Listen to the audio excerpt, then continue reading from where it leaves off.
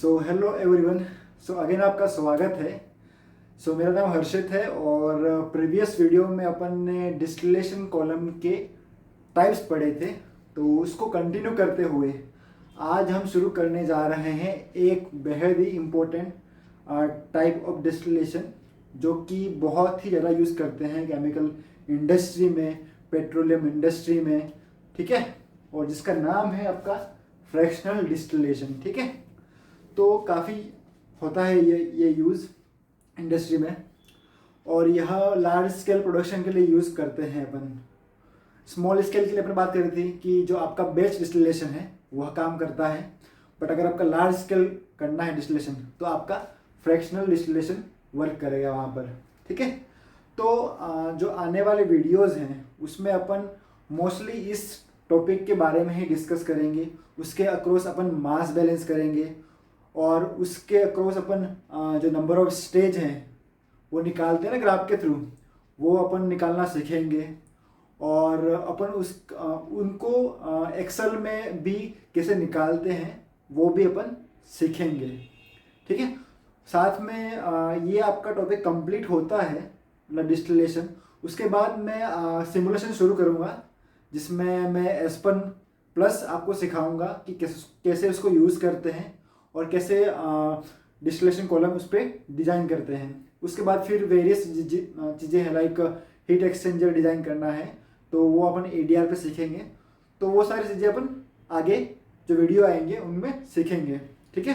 तो आप मेरे से जुड़े रहिए और कुछ भी डाउट वगैरह हो तो आप मुझे कमेंट डाउन कर सकते हैं।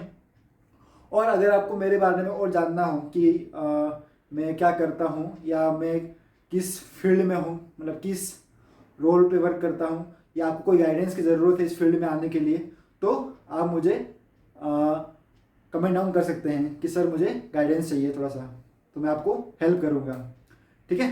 तो उसको साइड में रखते हैं, अब शुरू करते हैं अपना फ्रैक्शनल डिस्टिलेशन, ठीक है। तो फ्रैक्शनल डिस्टिलेशन कुछ भी नहीं है, काइंड ऑफ डिस्टिलेशन ही है, और उसका जो प्रिंसिपल है वो भी सिंपल है। वही बॉइलिंग पॉइंट के अकॉर्डिंग आपका जो मटेरियल है वह, जिसका बॉइलिंग पॉइंट आपका कम होगा वह वेपराइज हो जाएगा, और जिसका हायर होगा वह आपका लिक्विड फॉर्म में होगा। बट ये जो प्रोसेस है वो आपका कंटिन्यूसली होगा, मतलब हाँ समझाता हूँ मैं आपको डायग्राम के थ्रू, ठीक है। तो इसमें क्या होगा कि आपका जो फीड है आपका जो है वो फीड वह आपका कंटिन्यूसली आपका इस कॉलम में, ये सिलेंडर में आपका फीड होगा, और कंटिन्यूसली आपका जो लाइटर कंपोनेंट है जिसका वॉल्यूम पॉइंट कम है, जो कि मोर वोलेटाइल कंपोनेंट है, वह आपका ऊपर से डिस्टिलेट की फॉर्म में निकलेगा और वह कंटिन्यूसली निकलेगा, और उसकी जो रेट है वह है d kg/h से आपका निकलेगा। और बॉटम से भी आप बॉटम प्रोडक्ट जो होगा जिसका बॉइलिंग पॉइंट आपका हायर है, जो कि लेस वोलेटाइल कंपोनेंट है, वह आपका बॉटम से कंटिन्यूसली निकलेगा, ठीक है। तो ये उसका बेसिक प्रिंसिपल है जो वर्क करता है ये, ठीक है, सॉरी। तो यहाँ तक आपको क्लियर हो गया होगा कि ये फ्रैक्शनल डिस्टिलेशन कैसे वर्क करता है। हाँ, और एक और चीज़, जो फ्रैक्शनल डिस्टिलेशन है उसमें जो आपका फीड हो रहा है उसमें काइंड ऑफ मल्टीपल कंपोनेंट हो सकते हैं, और मल्टीपल कंपोनेंट्स आपके डिफरेंट जो है डिफरेंट ट्रेस, आपको मैं समझाऊंगा ट्रेस क्या होती है तो वो समझाऊंगा। तो आप अगर आपके पास मल्टीपल कंपोनेंट है तो उनको भी आप डिफरेंट कट्स के थ्रू निकाल सकते हो, जो कि आपका पेट्रोलियम रिफाइनरी में यूज़ करते हैं यूजुअली, ठीक है। बट केमिकल इंडस्ट्री में आपका क्या होगा कि आपका यूजुअली आपको इस तरह का सेटअप दिखेगा, आपको सिंपल सेटअप जिसमें आपके मोस्टली बाइनरी कंपोनेंट होंगे उसमें, ठीक है। हाँ, आगे बढ़ते हैं। तो आगे बढ़ते हैं, हम समझते हैं कि क्या क्या कंपोनेंट होते हैं, मतलब डिस्टिलेशन, कंटिन्यूस डिस्टिलेशन कॉलम या फ्रैक्शनल डिस्टिलेशन कॉलम के, ठीक है। तो सबसे पहले जो होता है आपका सिलेंड्रिकल शेप का आपका होता है कॉलम, ठीक है। तो यहाँ पर जो सिलेंडर शेप का दिख रहा है वो आपका क्या है, कॉलम, जिसके अंदर आपके इंटरनल्स होंगे। इंटरनल्स मतलब इसके अंदर जो पैकिंग, मतलब जो चीज़ें लगी होती है, उसमें दो टाइप की चीज़ें लगी होती है। एक मतलब कॉलम के इंटरनल्स दो टाइप के होते हैं, और ये इंटरनल क्या करते हैं आपके, जो आपका वेपर ऊपर जा रहा होगा और लिक्विड जो है आपका रिफ्लेक्स के थ्रू नीचे जा रहा होगा, तो उन दोनों के बीच में मास ट्रांसफर में हेल्प करते हैं, मतलब कॉन्टैक्ट टाइम इंक्रीज करते हैं या कॉन्टैक्ट एरिया इंक्रीज करते हैं। यहाँ तक आपको क्लियर है? तो इनका रोल क्या है, जो ये ट्रेस या एक और चीज होती है पैकिंग, ठीक है। तो कॉलम के इंटरनल्स होते हैं, इंटरनल्स वो होते हैं दो टाइप के, ट्रेस और पैकिंग। ट्रेस में बहुत टाइप की होती है, सील्स होती है, बबल कैप होती है, और पैकिंग इसमें आपके रैंडम पैकिंग होती है, स्ट्रक्चर पैकिंग होती है, जिसने आपने पढ़ा होगा पोल रिंग जो कि रैंडम पैकिंग होती है, IMTP जो कि रैंडम पैकिंग होती है। तो ये कॉलम इंटरनल की बात होगी आपकी। कॉलम इंटरनल में आपके ट्रेस होती हैं और पैकिंग होती है, ठीक है। तो एज पर रिक्वायरमेंट अपन as per process industry vary करती है कि कौन सी ट्रेस यूज़ करना है या पैकिंग यूज़ करना है।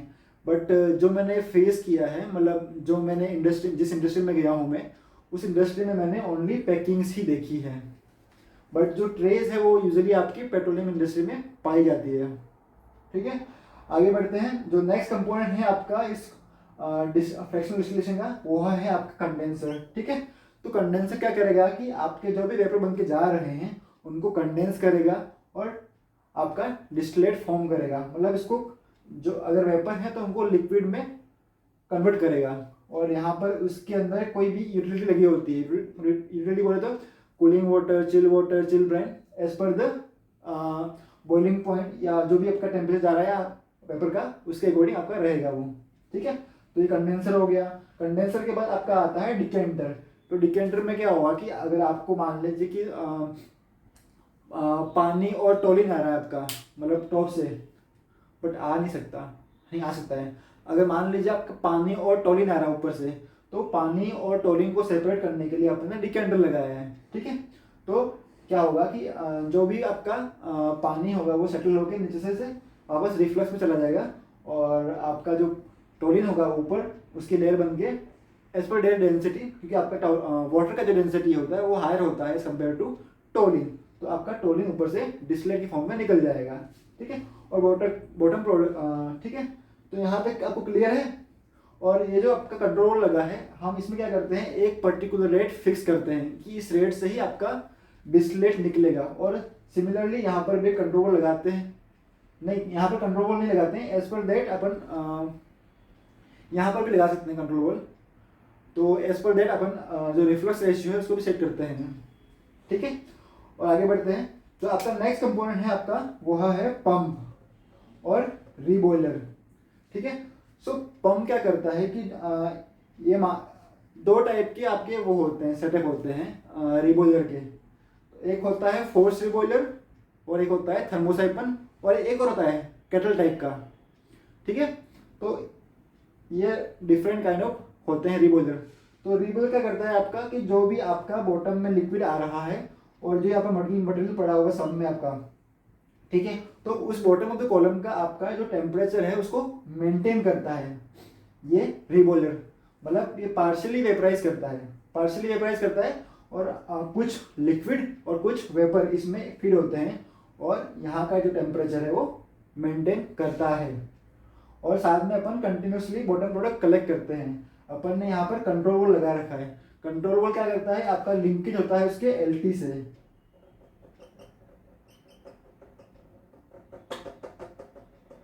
ठीक है। तो जो कंट्रोल वॉल है वो आपका जो कॉलम है उसके लेवल ट्रांसमीटर से लिंक होता है और क्या करता है कि आपका ये सम्प है खाली ना हो उसको उससे बचाता है वो, ठीक है। तो एज पर डेट जो एक पर्टिकुलर अगर लेवल मेंटेन करते हैं सम्प का अपन, तो एज पर डेट ये अपनी ओपनिंग करता है कंटिन्यूसली, ठीक है। तो ये बात होगी आपकी कंपोनेंट्स की, ओके। हाँ, यहाँ तक क्लियर है आपको, ठीक है। तो आगे बढ़ते हैं और यहाँ पर आपका ये फीड है, जहाँ फीड हो रहा है उसके ऊपर वाले पार्ट को अपन बोलते हैं इनरिचिंग सेक्शन, ठीक है। तो यहाँ पर क्या हो रहा होगा कि आपका जो मोर वोलेटाइल कंपोनेंट है वो एनरिच फॉर्म में है, मतलब वह बहुत ज़्यादा अमाउंट में मतलब आपका मोस्टली आपका क्या होगा, मोर वोलेटाइल कंपोनेंट इनरिच हो रखा है यहाँ पर। और नीचे वाले सेक्शन को, जब जो फीड है उसके नीचे वाले लोकेशन को बोलते हैं स्ट्रिपिंग सेक्शन। यहाँ पर क्या हो रहा हो रहा होगा कि जो आपका मोर वोलेटाइल कंपोनेंट है वह आपका स्ट्रिप आउट हो रहा है लेस वोलेटाइल कंपोनेंट से, मतलब low boiling sorry high boiling point वाले मॉलिक्यूल से स्ट्रिप आउट हो रहा है आपका लो बॉइलिंग पॉइंट वाला जो भी कंपोनेंट है वो, ठीक है। तो यहाँ पर स्ट्रिपिंग हो रही है, यहाँ पर इनरिच हो रहा है, मतलब इनरिच मतलब इनरिच हो रहा है, मतलब हिंदी वर्ड मुझे याद नहीं आ रहा है, तो आप प्लीज अंडरस्टैंड। तो इतना ही है, मतलब इसको अंडरस्टैंड करने के लिए, मतलब इसके बेसिक्स समझने के लिए। तो ये आपका हो गया फ्रैक्शनल डिस्टिलेशन का बेसिक्स। तो अपन नेक्स्ट क्लास में इसके अक्रॉस मास बैलेंस करेंगे, ओके। तो मास बैलेंस करेंगे, साथ में अपन कंपाउंड बैलेंस करेंगे, साथ में अपन एनर्जी बैलेंस भी करेंगे। तो उस चीज़ के लिए मेरे साथ बने रहिए और मिलते हैं अपन नेक्स्ट वीडियो में। सो अभी के लिए इतना ही, थैंक यू।